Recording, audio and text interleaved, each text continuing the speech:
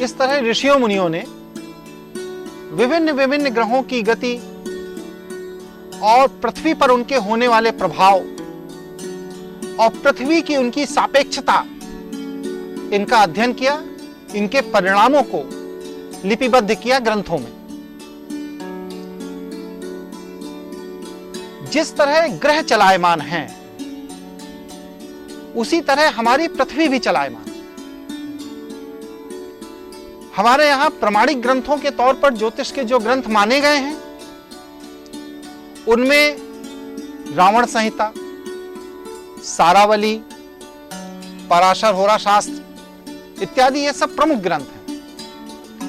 लेकिन ये सभी ग्रंथ आज से 5000 साल या उससे पूर्व के लिखे हुए ग्रंथ हैं।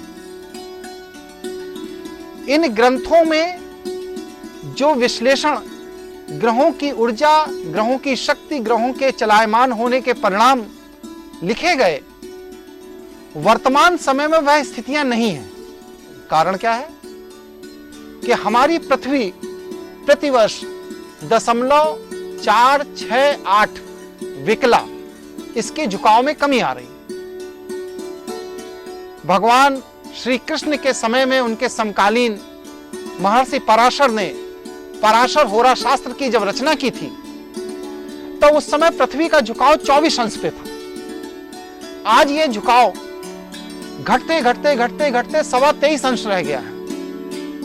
उसका परिणाम यह हुआ कि ग्रहों की गति और उनकी सापेक्षता, उनके प्राप्त होने वाली ऊर्जा की दशा और दिशा दोनों बदल गई।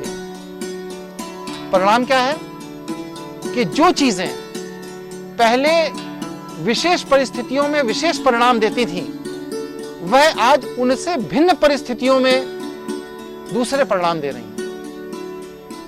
मैंने कोई इसमें बहुत बड़ा ऐसा शोध कार्य नहीं किया है, लेकिन मैंने इसमें जो तथ्य हमारे पास शास्त्रों में उपलब्ध थे, उनका विश्लेषण करने के बाद